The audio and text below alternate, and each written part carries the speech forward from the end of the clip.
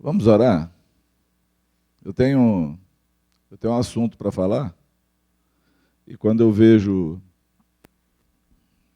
o louvor se movendo de acordo com aquilo que está no nosso coração, na hora que a gente chega aqui para o horário da música, né, falar louvor, muita gente vai me contestar depois. Eu sei que louvor não é só esse momento, mas aí, perdoe a nossa linguagem. A música, ela acompanha. A música é uma pregação, quem sabe disso? É uma pregação cantada. Tem vários cânticos que cantamos, são trechos da própria palavra, são salmos, são palavras ditas na Bíblia, onde alguém colocou música, fez música nela, colocou melodia e entoou cânticos. Outras vêm do coração, de momentos da adoração de alguém que quer fazer uma adoração ao Senhor, falar com o Senhor, e usa da sua arte para poder fazer disso. A música é assim. Mas ela sempre é uma pregação, porque ela sempre fala do Senhor. Toda música está pregando alguma coisa, não é assim? Se você canta a música que está anunciando Jesus e falando da sua palavra, você está pregando não só ao mundo, como a você mesmo, né? Porque nós vamos nos enchendo daquilo que nós falamos. Quando você canta a música do cara lá, pense em mim, chore por mim, liga para mim, não liga para ele, você também está pregando o adultério. Prega, a gente sempre prega alguma coisa quando canta. A música é uma pregação. E eu gosto de ver quando a gente chega aqui, assim, sem combinar nada, e a música ela acaba fazendo parte da pregação. Ela dá uma segurança no coração de que Deus quer falar com a gente. E aí eu tenho uma segurança, não só que Deus quer falar conosco, como Deus quer falar contigo. Porque Ele te trouxe aqui, para poder ouvir. E aí eu fico pensando na maestria, ou na majestade do Senhor que faz essas coisas. Como Ele trabalha, como Ele junta pessoas para falar daquilo que está no coração dEle, com as pessoas de maneira específica. Amém? Então a minha oração é que ninguém consiga se esconder ou fugir de um encontro ou de um confronto com o Senhor na manhã desse dia. Amém? Que a palavra dele possa impactar você, possa encontrar lugar no teu coração e que ela possa dar fruto. Porque tudo que o Senhor quer é que nós tenhamos frutos. Nós sejamos frutuosos nas suas mãos. Amém? Amém. Bem, eu sei que semana passada foi bom, né? Foi Walter, ministrou aqui.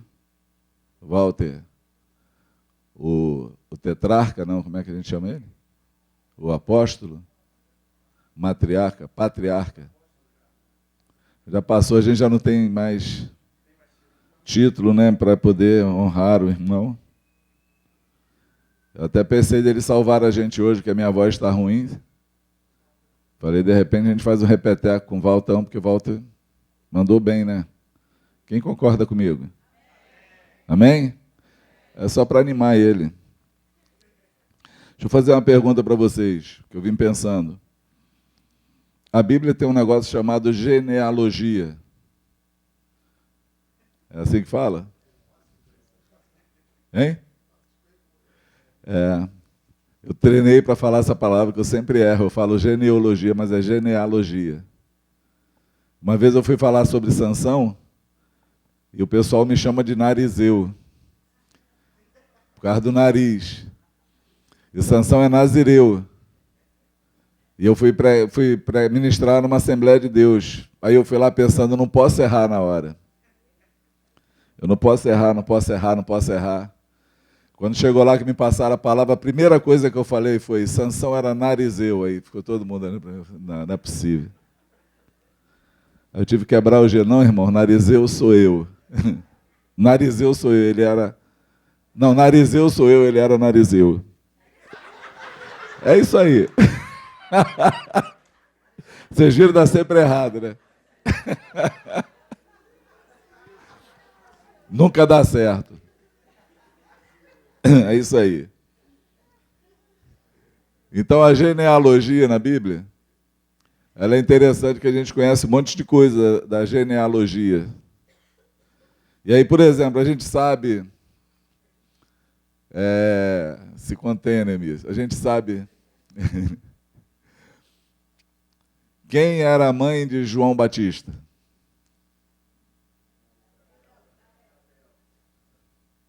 Isabel. Quem era a mãe de Jesus? Isso. Quem era a mãe de Samuel?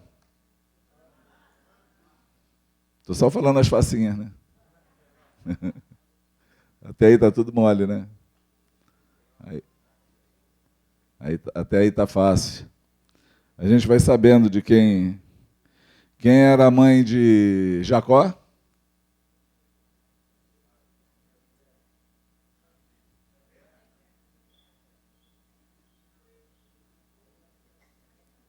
Quem era a mãe de Jacó? E de Isaac?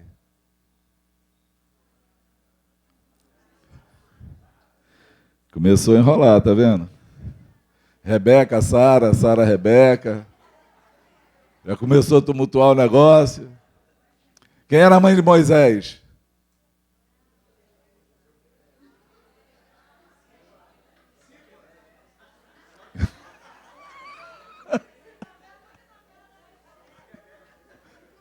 E passou na novela um dia desse, ninguém sabe.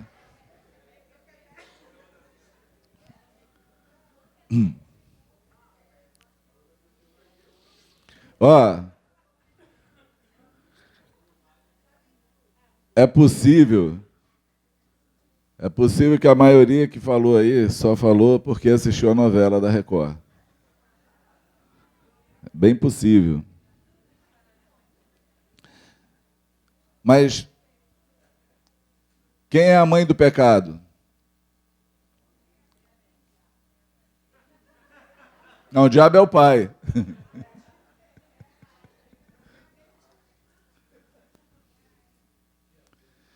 Quem é a mãe do pecado? Eva.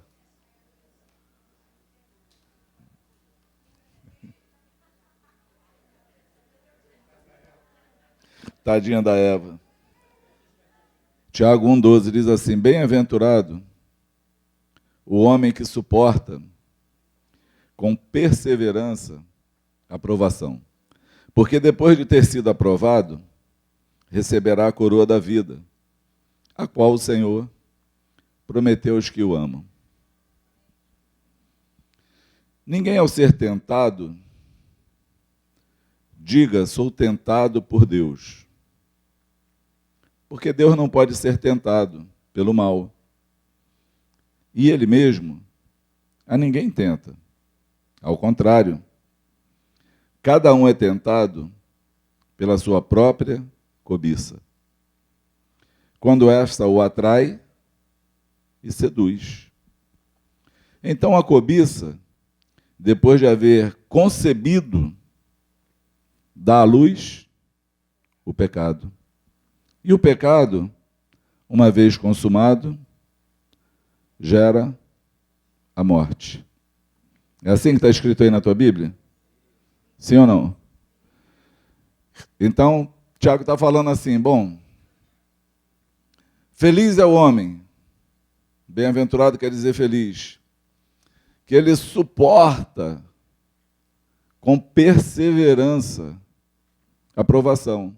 Essa provação aqui, ele não está falando aquela que Deus prova a tua fé, porque essa provação vem da tentação. Essa provação vem da luta contra o pecado. Deus não tenta ninguém com pecado. Deus prova a nossa fé. Amém?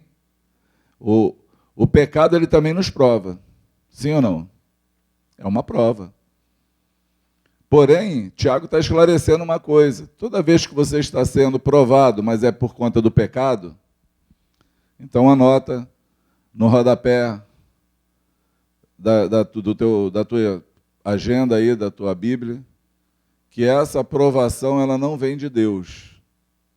Essa não é uma aprovação de Deus.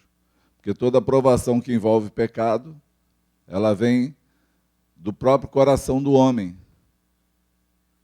Ela vem das nossas próprias demandas, ela vem daquilo que está dentro de nós. Amém? E ela vem também do diabo. Por quê? Porque ele termina falando aqui em sedução. O diabo também seduz. Ele é o sedutor das nações.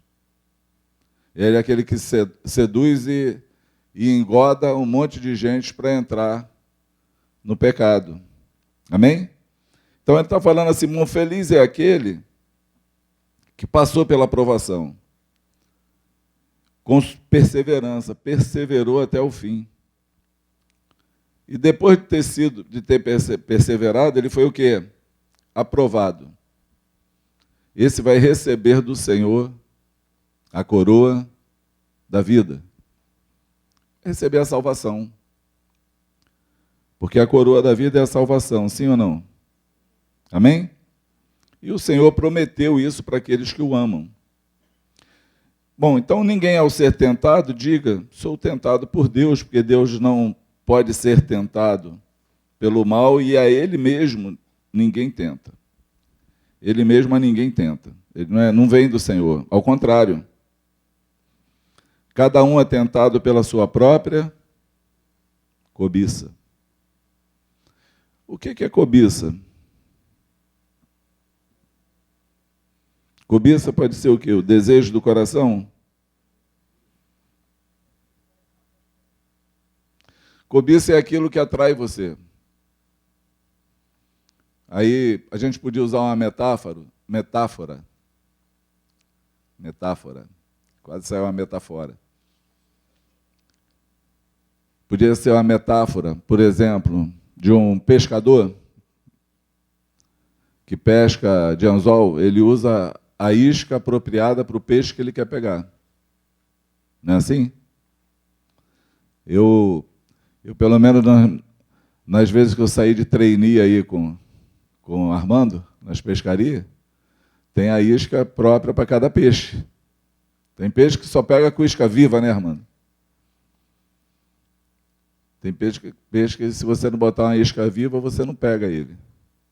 Então, cada tipo de peixe tem uma isca diferente. Pode ser uma caça, um caçador ao invés de um pescador. O caçador também ele tem que atrair a caça até ele. Ele atrai a caça com aquilo que ela gosta, com aquilo que está no coração dela. A cobiça é mais ou menos assim. A cobiça ela vem da necessidade que alguém tem de satisfazer algum desejo. E ela encontra sempre uma cooperação do diabo para armar uma armadilha. Para trazer para perto algo que vai saciar esse desejo do coração, essa demanda. E aí Tiago aqui colocou como sendo a cobiça, que é aquele próprio do homem, né? Ela atrai e ela seduz. Mas aí ele usa uma metáfora interessante, ele diz que a cobiça, quando essa o atrai e seduz, então a cobiça, depois de haver concebido, ela dá à luz o pecado. Porque assim é o coração do homem. Assim é o nosso coração. Nós cobiçamos e quando a tua cobiça ela é concebida, ou seja, quando você engravida dela, quando você abre as portas das censuras da tua vida, abre as portas da tua sentinela, abre as portas da segurança que você tem, abre as portas entre o certo e o errado, e você admite dentro de você poder provar ou dar vazão daquilo que te atrai, então você já está grávido do pecado. Essa cobiça já engravidou, a possibilidade já existe. Você já tem o alvará de funcionamento. Só não abriu ainda o estabelecimento para poder trabalhar ou negociar com aquilo, mas você já tem autorização dentro de você, no teu espírito, para você cometer aquele pecado. E aí o pecado vem à luz. É muito difícil, por esse motivo, é difícil alguém mapear na sua vida aonde pecou, o motivo do pecado. Porque a gente sempre olha o final da história, mas nunca olha o começo dela. Entende? Nunca olha. A gente sempre tem que olhar o começo, quando se trata de pecado. A gente tem que olhar onde ele começou, não onde ele culminou. Não onde ele chegou. Por quê? Porque a maneira de alguém tratar com pecado, para que ele não dê a luz e não traga a morte, é saber onde ele é gerado, onde tudo começa. Porque é justamente onde nós precisamos colocar a trava do Senhor. É justamente no início, onde tudo começa, que a gente ali tem que colocar um sentinela na nossa vida. Entende o que eu falo? Sim ou não? É simples. Eu, quando me converti, isso tem muito tempo, eu era muito atraído pelo sexo oposto. E lutava com isso. É uma luta. Lutar contra o pecado é sempre uma luta. Porque era um drama de consciência. Tinham conversas na época da juventude muito engraçadas. A gente parava para ler a Bíblia e falava assim, Jesus falando, ouviste o que foi dito aos antigos, não adulterarás. Eu, porém, vos digo, aquele que olhar para uma mulher com olhar impuro, já adulterou. E aí os jovens sempre fazem essa pergunta, né? Como é que a gente olha e não acha bonito? Mas as mulheres também andam se vendendo na rua. Hoje mais do que antes, né? Ou eu não sei, eu estou em dúvida. Eu estou em dúvida se a sensualidade que gira no nosso mundo de hoje, ela é menor ou maior do que a que girava nos anos 80, 90.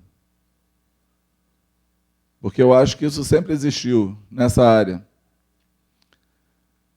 E aí a gente vivia, tinha uns conselhos que a gente ouvia assim, ia perguntar lá para o Franco, tomava um monte de cascudo. Vinha com cascudo, a pessoa falava assim, não, o primeiro olhar não é pecado. Mas se você passou, olhou e voltou, olhou de novo, aí já se constituiu pecado. Porque aí prova que você gostou. Era até uma boa tese. Mas aí sempre aparece alguém que aperfeiçoa a tese. Então a gente faz o seguinte, então, quando olhar, dá aquele olhar prolongado. Porque ainda está no primeiro, entendeu? Ainda não deu o segundo. E ainda não é pecado. Alguém sempre aperfeiçoa a tese. Sempre. Sempre acontece. E aí, nessa luta, aprendi uma coisa na Bíblia. Conversando sobre esse assunto, ouvi um conselho. Qual o conselho? Amado, não anda sozinho. A Bíblia diz que é melhor serem dois do que um. É um conselho do sábio Salomão. Conselho de Gerson Fonseca Mendes, quem anda sozinho anda muito mal acompanhado. Então nunca ande sozinho. Se guarda, é uma trava. Amém? Mas se guarda e não anda sozinho com quem? Com quem permite as tuas caídas? Ou com alguém de fato que possa te guardar? Porque quem quer ser guardado não amarra cachorro com linguiça. Não é verdade? Vai amarrar cachorro com linguiça, ele vai embora. Ele vai comer a linguiça e vai meter o pé. Então, até o andar sozinho, quando alguém quer lutar contra alguma coisa, e aprender a andar com alguém que possa, de fato, guardar você. Alguém que seja idôneo, alguém que tenha amor suficiente para te repreender na hora que você erra, alguém que possa questionar. Aí, essa trava vira um costume. E é tão engraçado isso. Estou com 57 anos. Ainda tenho esse costume de não andar sozinho. Virou um hábito na minha vida. Eu aprendi que Jesus não mandou buscar nem um jumentinho, que era para ele entrar em Jerusalém, ele não mandou um discípulo sozinho. Ele sempre enviava de 2 em 2. Era sempre uma guarda. Amém? Nós podemos colocar uma trava aonde tudo começa? Sim ou não? Podemos.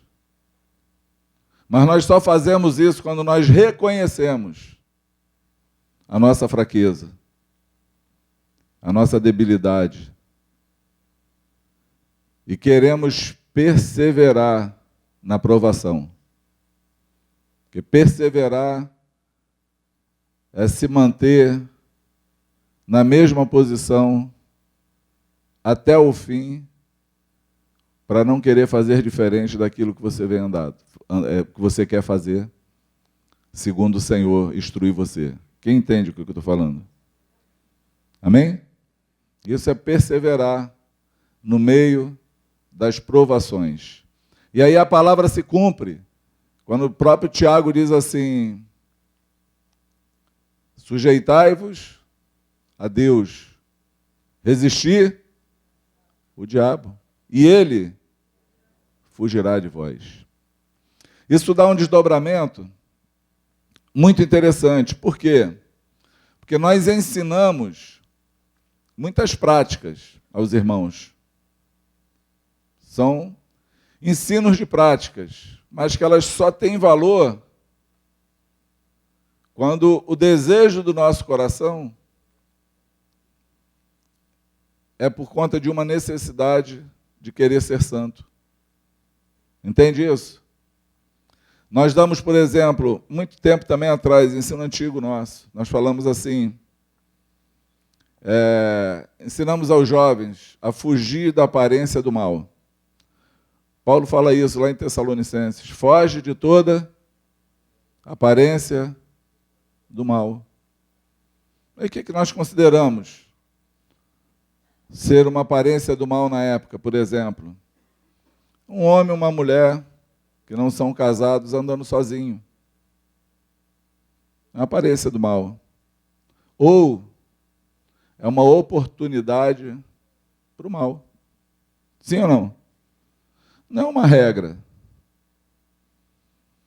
Não é uma regra criada onde é proibido ou é pecado um irmão dar uma carona para uma irmã. Não, deixa ela a pé, porque isso eu já vi. Eu já vi esses exageros. De gente estar vindo de Santa Cruz para o centro da cidade e não poder dar uma carona porque não tinha ninguém para ir junto. Não vou levar. É uma irmã não, porque senão é a aparência do mal. E aí a irmã se lasca, pega o ônibus, 2 trens, chega atrasado, se vira, porque existe uma regra. Não, amados. É um conselho. Mas esse conselho, ele cabe para aquele que reconhece a sua fragilidade. É fugir do mal, é fugir da provação, da tentação, é criar uma trava para se guardar, não uma regra para obedecer. Consegue entender isso? Sim ou não? Porque você pode criar uma regra para obedecer e não ser santo. Não querer se guardar. É fazer algo porque é uma regra. Não é assim? Eu pego, quem já leu aquele livro Perdão e Purificação aqui? Quem conhece esse livro? Perdão e Purificação. Sérgio Franco. Quem conhece?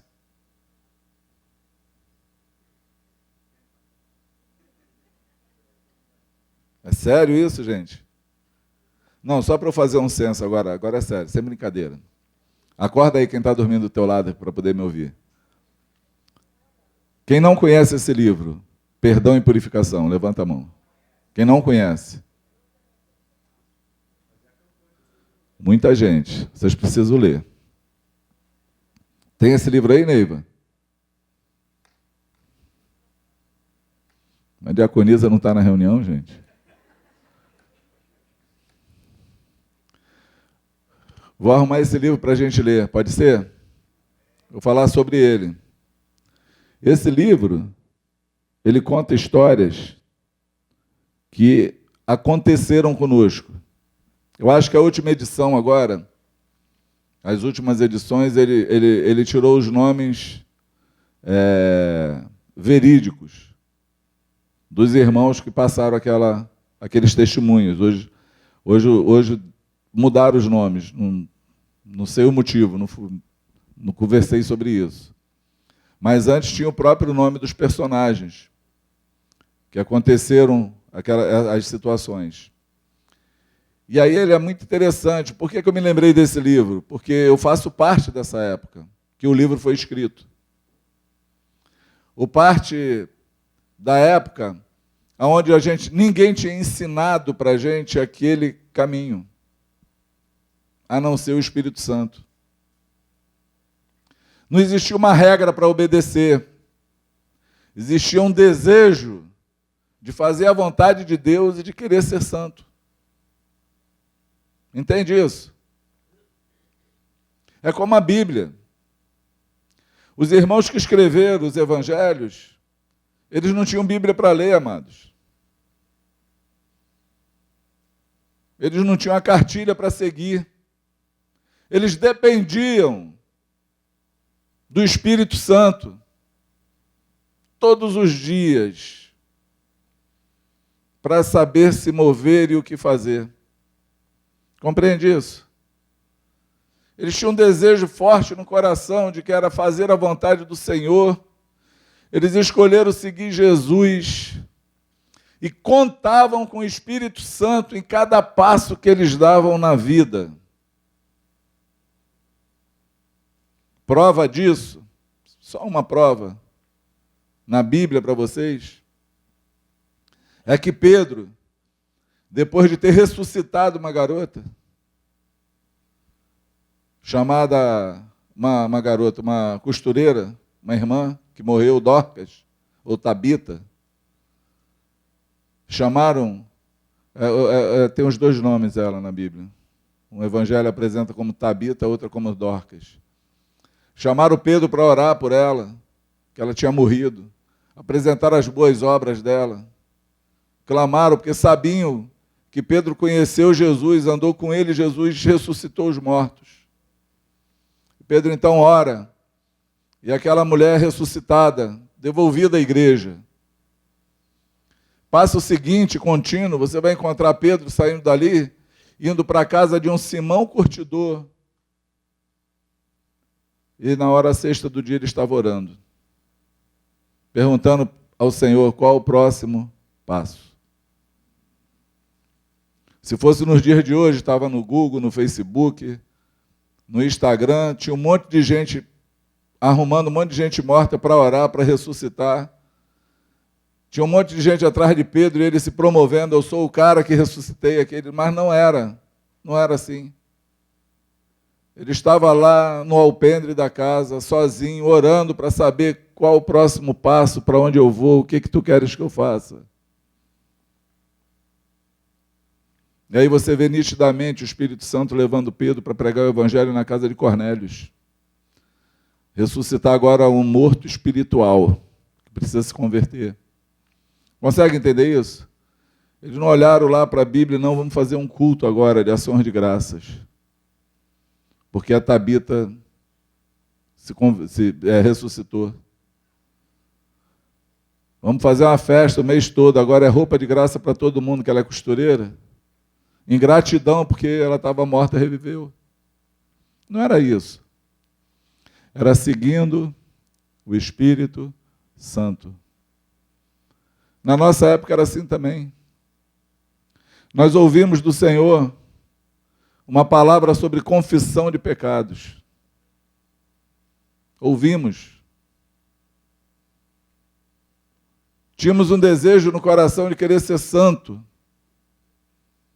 Vivíamos uma vida marginalizada no meio evangélico, porque vivíamos a vida nas casas. Não tínhamos lugar de culto, de reunião. Chamava a gente de seita. Eu tive um irmão, né? Conheci um homem que se converteu com a gente, que entrou na minha casa armado para me matar. Que tinha ciúme da mulher dele e achava que a gente se reunia na casa para fazer orgia. E o dia que sentou lá e começou a ouvir a gente falar do Evangelho, ele se converteu naquele dia. Entregou para mim um revólver. Está no corpo até hoje, vinculado. Porque era muito estranho esse negócio de se reunir na casa. Ninguém fazia isso. Hoje tem moda, hoje chamam de célula, de grupo pequeno, chamam de um monte de coisa. Mas, na verdade, tudo que a gente queria ser era a igreja de Cristo. Discípulos de Jesus. Alguém que lia a palavra do Senhor e queria vivê-la, tal qual ele escreveu. E queríamos fugir do pecado de qualquer maneira. E a primeira coisa que Deus nos falou para fugir do pecado era: anda na luz. Se santifica. Confessa teus pecados. E aí foi onde surgiu esse livro. Onde Deus foi nos guiando. Onde pessoas confessavam pecados certas, conscientes que iam morrer naquele dia. E a gente sabendo que ia morrer junto. Era assim. Porque quando a gente começa a falar do reino e de alguém que quer fazer a vontade de Deus, você vai ouvir as coisas mais escabrosas da vida.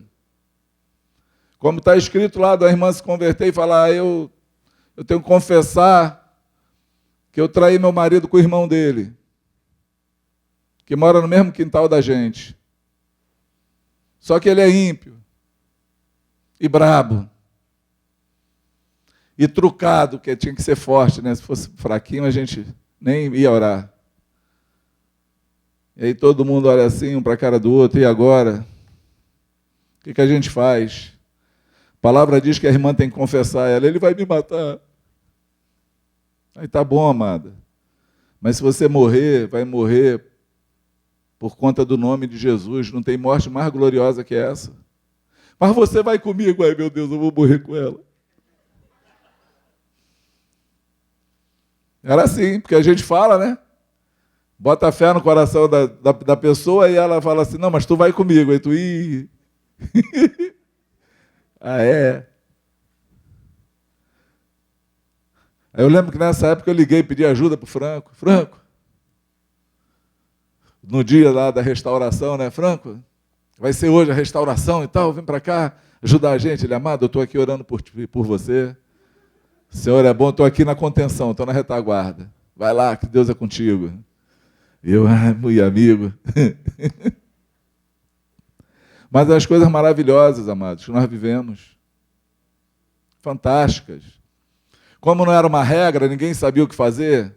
Então a gente não falava assim: não, vem cá, então, tu pecou? Vamos lá, senta aí, vamos lá, confessa para o marido. Não era assim não, amados. Quando nós ouvimos: Senhor, o que a gente faz?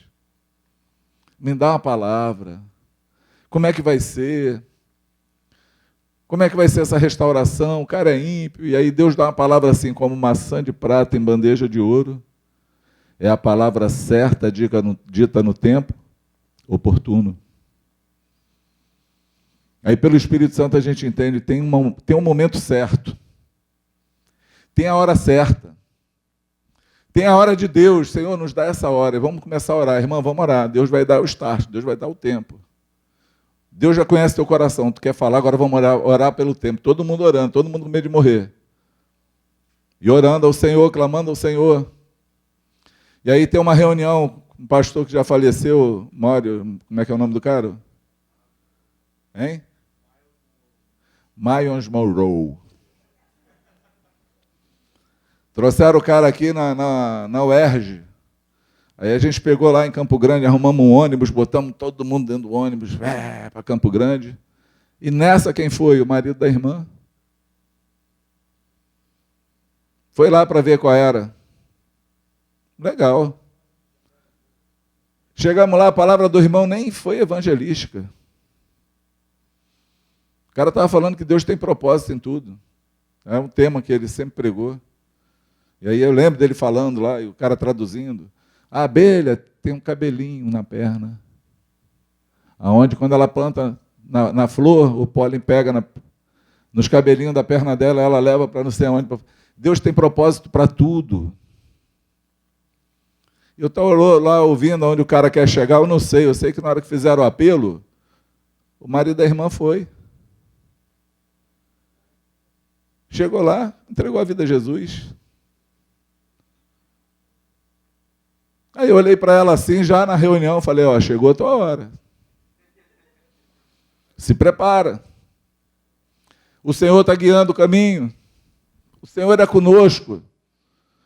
O Senhor está com a gente nessa empreitada. Ele quer ver você livre. E aí todo mundo ficou animado. Passa uma semana, o cara me procura. Queria falar contigo. Posso ir na tua casa com a minha esposa? Pode. O que houve? Eu estava orando a Deus para entregar o meu dízimo. Que todo mundo fala que tem que dar o dízimo, eu quero dar também. Aí eu, legal. E aí, qual o problema do dízimo? Não. O Espírito Santo falou comigo que eu não posso entregar meu dízimo se eu não confessar meus pecados. Maravilhoso Deus. Fantástico seguir Jesus. E aí marcamos o encontro lá em casa e eu falei, irmã, agora é a tua hora, vai começar contigo. E chegou lá todo mundo orando, apreensivo, Solange já tinha escondido as facas da casa toda. As portas abertas para não ter problema se alguém quisesse correr. A casa era mais fácil. E a gente senta. E aí ela começa a falar. Eu lembro desse dia. Eu tinha um sofá que eu comprei, que foi a única coisa que eu comprei para dentro de casa. Tem homem, eu não sei, tem homem que gosta de comprar as coisas para casa, né? Eu já aprendi que quem compra as coisas para casa é mulher. A mulher que sabe disso. Eu só comprei até hoje na vida que eu comprei, que eu fui lá e escolhi, comprei um sofá para minha casa. A Solange detestou, não sei porquê. Era o sofá com as flores, ele era branco com umas flores amarelas, não. Ele era azul com as flores amarelas, com uma bola no meio vermelha assim. Eu achei lindo, Solange detestou o troço. Falou que não combinava com nada, nem com bairro. Não sabe quem foi que fez aquilo. Eu falei, mas tá bom, mas era o nosso sofá da época, eu lembro disso. A irmã estava com tanto receio, tão temerosa, que ela tremia. Eu nunca vi ninguém tremer e quicar sentada. Ela tremia de quicar assim no sofá. O sofá era de corino. E a gente orando, Senhor, como é que vai ser isso? E ela pegou e confessou lá o pecado dela, porque eles moravam num terreno, a família toda morava no terreno. Sabe aquela casa, a mãe mora na frente, foi construindo uma meia água para cada filho? Então, o filho que morava na meia água do lado dele, que era o irmão dele, era o que ela teve problema, que adulterou. E a casa e o quintal, todo mundo era macumbeiro. Tinha essa também. A mãe era dona do terreiro. Então a briga não era uma briga fácil. E aí ela pegou e abriu a boca lá e botou tudo para fora e a gente já esperou. aquela tensão no coração, oração, jejum. E aí o cara olha assim e fala assim... Eu agora não sei se eu falo o nome dela, quase eu falei. Se você comprar o livro antigo, o nome vai estar lá. Bom, ninguém conhece, eu posso falar. Tá, vamos lá, Maria. Melhorou. Sabedoria de Deus, Senhor, obrigado. Ele olha assim e fala assim, Maria, essas pessoas que fizeram isso, morreram. Aí eu falei assim, ixi, morreu todo mundo mesmo agora. Nós somos outras criaturas. Jesus transformou nossa vida. Eu também cometi pecados contra você. E eu já sabia que você ia me confessar um pecado hoje. Porque eu estava orando em casa para vir para cá, como é que eu ia falar? E o Espírito Santo falou comigo assim, ó, vai preparado para perdoar a tua esposa. E eu fiquei pensando, perdoar por quê se quem pecou fui eu? Agora eu entendi o que ele falou comigo. Ele quer que eu te perdoe, mas quer que também que eu confesse meus pecados. E ele começou a confessar os pecados dele. Que ele tinha feito sexo até com mendigo na rua. Eram coisas horríveis, porque é assim a vida sem Deus. Naquele dia o Espírito Santo veio sobre eles, na sala, no sofá da minha casa. Foram cheios do Espírito Santo. E a palavra de Deus crescia e prevalecia entre nós. Mas sabe qual é o problema disso tudo? É que a gente ouve essas histórias e pega a regra da coisa. Tem que confessar. Tem que perdoar. E alguém já senta assim, o cara se converte, já senta assim aí. Qual é o teu pecado? Fala aí. Tem que confessar teu pecado. E aí tem um monte de coisa que dá ruim, amado. Tem um monte de história de restauração que dá ruim, da morte, da separação, da briga, cotovelada, dedo no olho, banda. Mas não é assim que tem que fazer. No Evangelho de João 1:8, Jesus fala assim, porque sem mim nada podeis fazer. A gente esquece disso.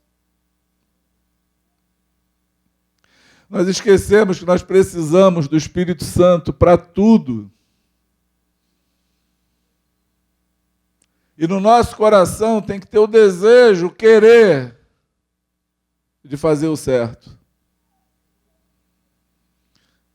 Eu quero me parecer com Jesus. Eu quero seguir Jesus. Mas eu sou insuficiente para fazer isso, eu não consigo, porque se o homem conseguisse fazer isso sozinho, sem o Espírito Santo, Jesus não precisaria morrer na cruz para enviar o Espírito Santo sobre a terra. Deus deixaria a cartilha escrita pelos escribas e a gente ia ler e ia falar, não, eu tenho que obedecer e fazer isso. Conseguiríamos fazer isso na força, na carne?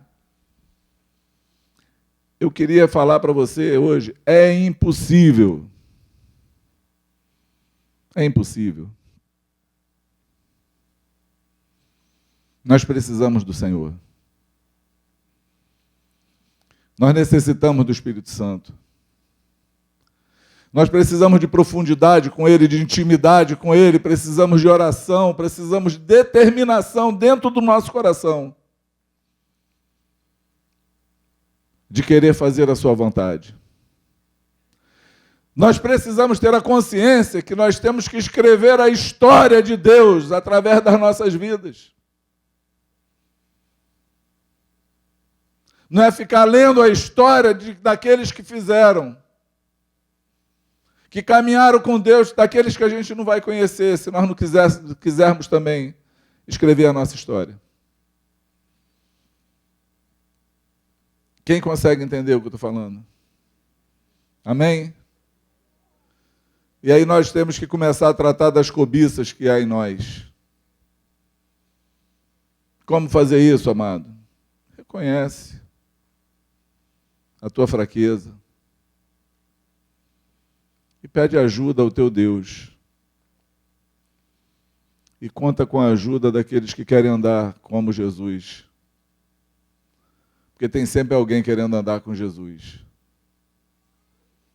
O Senhor sempre tem alguém que é fiel a Ele perto de você. Porque quando nós temos o desejo, isso é uma coisa muito, cara, isso é tão claro, é assim, a gente vive no meio de pessoas, de comunhão, de comunidade. Tu encontra alguém que não quer compromisso com Jesus, você vê que as pessoas que também não querem se aglutinam a ela. Nunca se viram, nunca se conheceram, chega, já faz parte da rodinha. E tem aqueles que espalham a rodinha. Quando a rodinha está junto, aquele chega e a rodinha vai... Porque o assunto que falo na frente daquele que quer seguir Jesus não podem falar. Você consegue notar isso? Porque isso é claro. Agora, quando nós queremos fazer a vontade do Pai, nós nos imbuímos de fazer isso, começamos a orar, Deus começa a trazer para perto de nós pessoas que também querem. É um imã.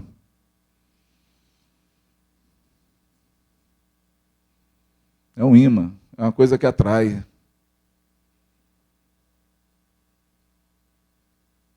E aí a gente começa a querer andar. E geralmente, quando a gente olha para esses que querem andar, que estão com o coração imbuído de querer andar, parece que são os mais fracos. Parece que são aqueles que não sabem nada. Porque já fica desconforme a multidão. Mas tenha certeza que vai ser ali que Deus vai derramar da bênção dele, do Espírito dele, da direção dele. Ali ele vai fazer milagre, aí ele vai levantar, ele vai levar pessoas para incendiar o mundo. Porque é isso que Deus faz. Consegue compreender? Sim ou não? Precisamos nos arrepender. Se o teu coração está longe de Deus, você precisa saber que quem está longe é você. É você que precisa se aproximar. Entende? Tiago 4 parece que ele está dando continuidade. Aquilo que ele começou a falar, ele fala assim, de onde procede guerras e contendas que há entre vós? De onde, senão dos prazeres que lutam, né, militam, brigam na vossa carne? Cobiçais e nada tendes. Matais, invejais, nada podeis obter.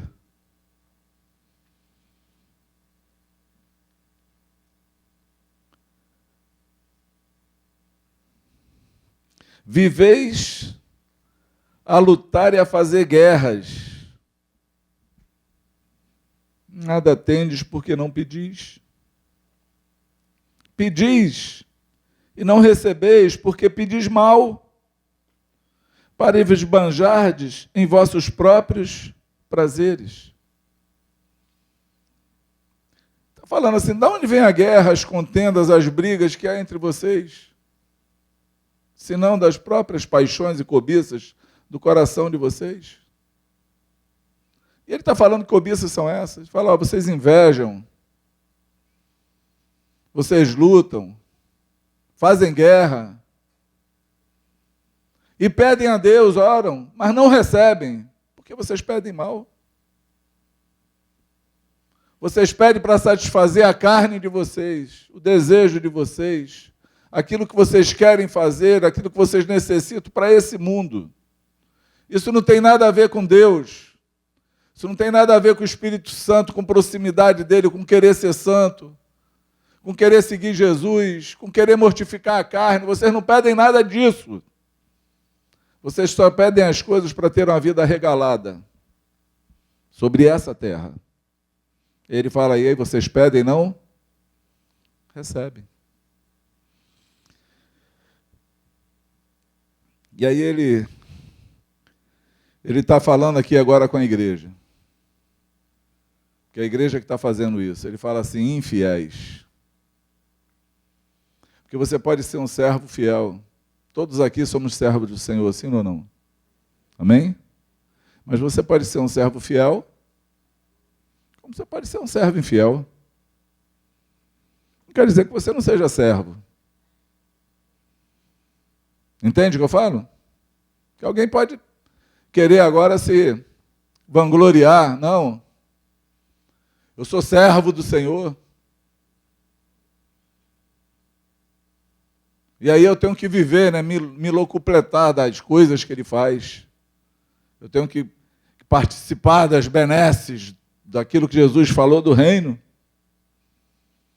E aí Tiago fala, infiéis. Não compreendeis que a amizade do mundo é inimiga de Deus? Aquele, pois, que quiser ser amigo do mundo, constitui-se inimigo de Deus. Ou supondes que em vão afirma a Escritura, é com ciúme que por nós anseia o Espírito que Ele fez habitar em nós? Esse ciúme aqui é aquele sentimento de posse. O Espírito Santo, ele tem o desejo de ter intimidade contigo, de você ser dele e ele ser teu. Ele anseia isso. Não é à toa que está escrito isso nas Escrituras. Amém?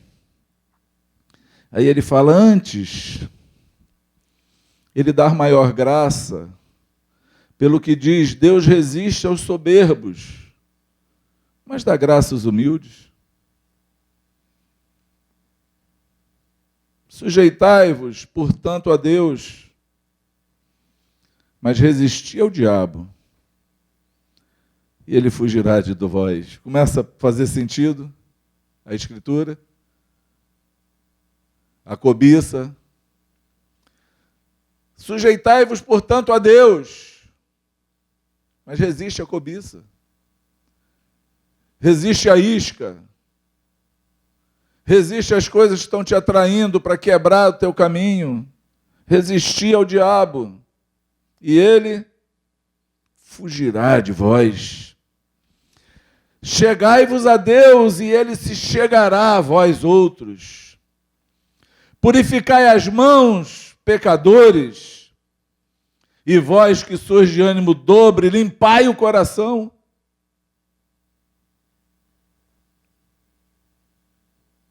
Esse ânimo dobre é aquele que quer conviver no meio das duas coisas. Eu quero ser amigo do mundo, mas amigo de Deus também. Ele está falando, limpai o coração. Amém? Afligi-vos, lamentai e chorai. Converta-se o vosso riso em pranto, e a vossa alegria em tristeza.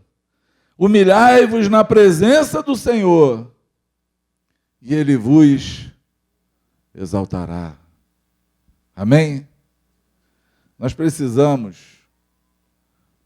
nos humilharmos. Nós precisamos nos entristecermos pelos pecados cometidos. Entende isso? Nós precisamos chorar, lamentar, buscar o Senhor, até podermos nos purificar, sermos santos, livres desse mal que acomete o homem e separa ele de Deus. Eu sei que existe uma oração muito feita, talvez a mais ouvida no céu. Eu não estou lá não, mas um dia eu vou saber disso. É aquela, Senhor, muda meu coração, Senhor, limpa meu coração, Senhor, não deixa mais eu cometer esse pecado, Senhor, me dá, Senhor. Isaías 58. Deus fala através do profeta assim: vocês me buscam todo dia, como um povo que parece que vai praticar aquilo que eu falo. Vocês vêm me pedir para que eu faça o vosso próprio trabalho. Vocês vêm pedir para que eu faça aquilo que é você que tem que fazer. E você chama isso de jejum.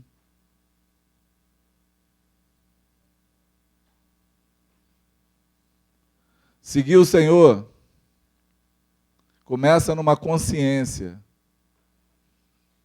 de que eu preciso segui-lo e ser discípulo dele, porque eu já sei a verdade. Amém? Eu já sei. Mas tem um monte de crente vivendo, só para eu terminar. Eu sei que duro é esse discurso. Mas só para eu terminar, eu queria só ler mais um texto contigo, Efésios 4. Abre Bíblia. Paulo vem falando em Efésios 4 sobre a riqueza da igreja. Ele vem falando para que nós possamos ser um corpo bem ajustado, ligados por juntas e ligamentos, para que os ministérios funcionem sobre a nossa vida, para que, tem um motivo, ele fala, para que a gente não seja menino inconstante, levado ao vento de toda doutrina. Entende? É onde ele está falando assim, para que todos cheguem ao conhecimento, ao pleno conhecimento de Deus, à estatura de varão perfeito. O perfeito ali é maduro. Ele quer que a gente cresça e amadureça. E aí, no versículo 17, ele fala assim: por causa disso que eu estou falando para vocês, por conta disso, portanto, digo, e no Senhor eu testifico. Você sabe por que o cara fala assim? Olha, eu estou dizendo isso, mas eu no Senhor eu testifico. É porque o Espírito Santo já deu a chancela para ele, o que ele está falando é a verdade. E o que ele está falando é totalmente coadunado com a palavra do Senhor. Não está saindo uma vírgula nem para a direita nem para a esquerda. Ele fala assim: isso, portanto, digo, e no Senhor eu testifico, que não mais andeis como também andam os gentios, na vaidade do seu próprio pensamento, obscurecidos de entendimento, alheios à vida de Deus, por causa da ignorância em que vivem, pela dureza do seu coração, os quais, tendo se tornado insensíveis, se entregaram à dissolução, para com avidez cometerem toda a sorte de impureza. Mas não foi assim que aprendestes a Cristo, se é que de fato tende ouvido, e nele foste instruído, segundo a verdade que há em Jesus. Amém? Paulo está falando para a igreja que está vivendo obscurecido, vivendo como vive o ímpio, no seu próprio entendimento, obscurecidos de Deus, cegos da vontade dele, com o coração endurecido, totalmente alheios ao Senhor. E aí ele faz uma reflexão e fala: mas não foi assim que vocês aprenderam com Cristo. Não foi assim. Se é que vocês têm sido instruídos por Ele. Amém? Precisamos nos arrepender. Precisamos olhar para o Senhor com seriedade. Precisamos fazer um concerto com o nosso coração. Nós temos a necessidade de ser discípulo de Jesus. Essa necessidade é nossa, não é dele. Nós precisamos aprender com Ele. Nós precisamos nos humilhar. E nós precisamos buscar o Espírito Santo. Amém? Eu não sei qual é o problema que você vive. Eu não sei qual é a luta, a demanda que está no teu coração, qual é a guerra que você está passando por ela. Mas eu posso afirmar no Senhor que a solução para isso tudo está em Jesus. Eu posso afirmar para você que o socorro que você precisa é do Espírito Santo. Não é de homem algum. Não é de situação alguma. É do Espírito Santo. Porque uma vez ligado a Ele, tudo se resolve na tua vida. Uma vez ligado a Ele, pode ser o problema mais esdrúxulo que for, Ele tem sempre uma saída. Ele é o único que pode mover no coração dos teus adversários. Ele é o único que pode mover no coração dos teus torturadores. Ele é o único que pode, mesmo você dentro de uma prisão, fazer o chão tremer e as portas abrirem, para você sair. Ele é aquele que te faz andar livre em qualquer lugar. Mas só Ele pode fazer. O que você aprendeu até hoje, a tua cartilha que você tem na mente, não pode te salvar das tuas situações. Aquilo que você acha que tem que praticar porque é certo, você pratica só porque é certo, mas sem o Senhor não tem valor algum. Porque as coisas na nossa vida que só têm valor, que são valiosas, são aquelas que são feitas através do Espírito Santo. Entende isso? Precisamos disso. Precisamos do Senhor. Necessitamos fazer do Espírito Santo a nossa fonte de sabedoria, não no Google. O Google não é a fonte de sabedoria. A fonte de sabedoria é o Senhor, através do seu Espírito. Amém?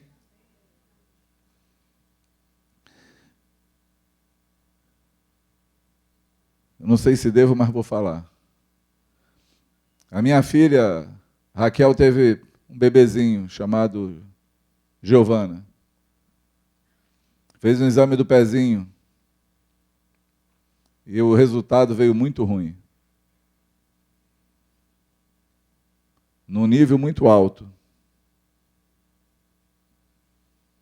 O meu genro foi lá para o Google. Eu fui para a Bíblia. Ele foi para o Google ler sobre o resultado. Chorou uma semana. E começou a olhar para a filha e ver todos os sintomas que falavam no Google sobre o exame. Eu olhei para a Bíblia, quando soube, e olhei para o salmista Davi falando assim: não temerei a má notícia. Firme está o meu coração no Senhor. Falei, eu vou ficar com o que o Senhor fala. Tranquilizei, não falei mais no assunto. De repetir o exame ontem, ele pegou o resultado do exame. Deu negativo para tudo.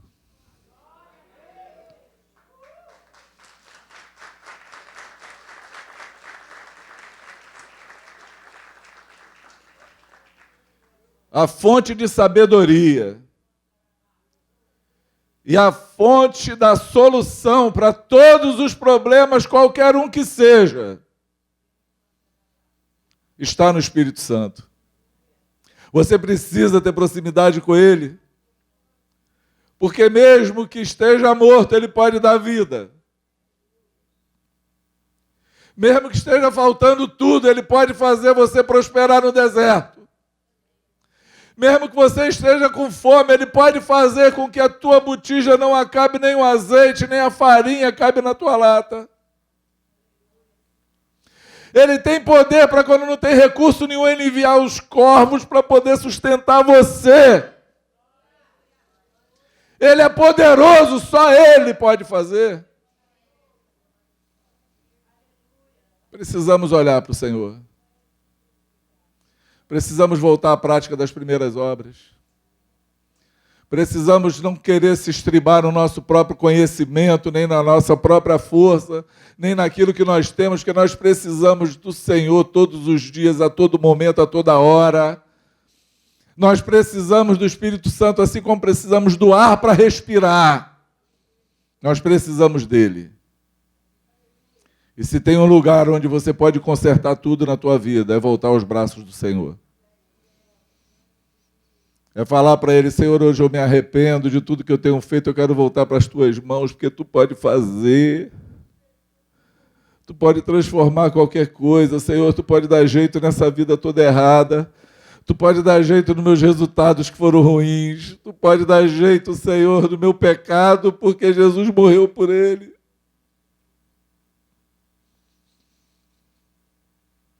A graça do Senhor,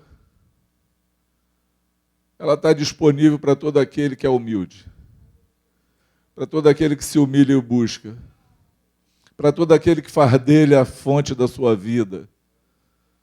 Amém? A graça do Senhor está aí, disponível para você. Você precisa tocá-la. Você precisa se voltar para Ele. Em nome de Jesus.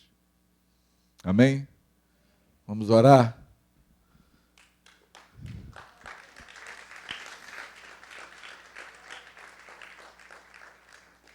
Vamos orar.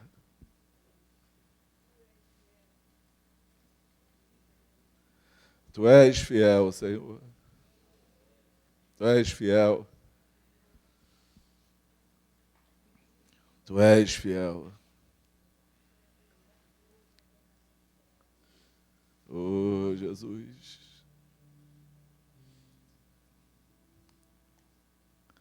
Tu estás aqui, Senhor. Eu falei, Senhor, ao começar essa reunião, que Tu trouxe cada um aqui para ouvir, Senhor, aquilo que Tu queria falar. Eu tive essa convicção. Eu sei que Tu está falando aqui hoje. Eu sei que há pessoas aqui, Senhor, que não sabem nem para onde ir. No meio dos seus problemas, não sabem o que fazer. Mas tem outros, Senhor, que pensam que sabem.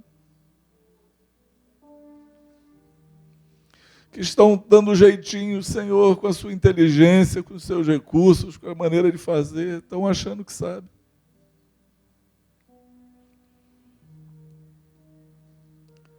Eu quero te pedir,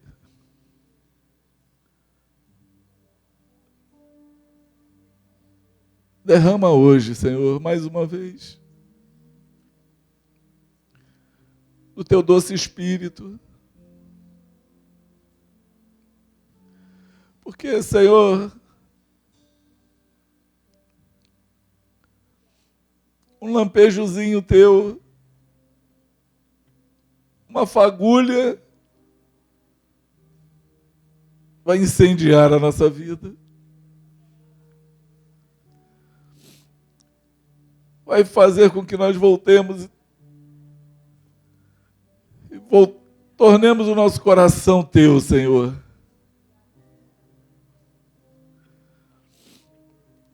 Chama hoje para conchego os Teus filhos, a Tua igreja. Chama-nos para intimidade contigo. Aquela busca, Senhor, até encontrar. Coloca uma inconformidade no nosso coração, Senhor. para vivermos inconformados com aquilo que temos, porque tem muito mais de Ti para nós.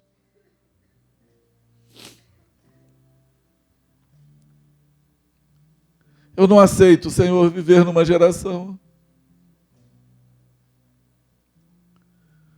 que não quer buscar intimidade contigo.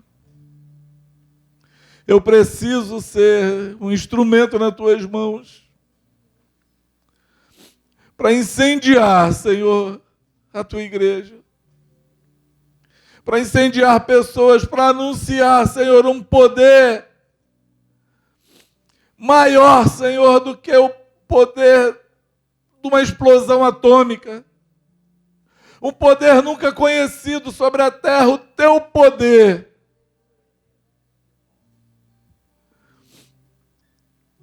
Que transforma e faz com que tudo aconteça. Toma os nossos corações nessa manhã. Toma essa audiência hoje aqui, Senhor. Que possamos nos humilhar, que possamos chorar, lamentar e Te buscar. Para que Tu venha e faça, Senhor, a transformação e o benefício que nós temos visto durante todos esses tempos. Os meus olhos são testemunhas disso. Faz mais uma vez. O Teu profeta deixou escrito, Senhor, Ageu, dizendo que ainda uma vez Tu iria fazer tremer o céu, a terra seca. Tu faria tremer nações. E diz que enfim virá o Salvador. Mas Tu vai tremer mais uma vez. Tu declarou que a glória da segunda casa seria maior do que a primeira.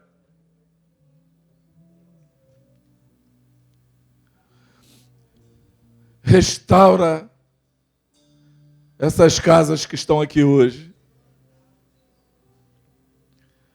Faz tremer esses corações. Derrama mais uma vez do Teu Espírito. E dá, Senhor, dobrado o desejo, a santidade, a graça, o amor, a busca. Derrama do Teu óleo de maneira dobrada. Em nome do Senhor Jesus. Quantos podem dizer amém? Seja assim.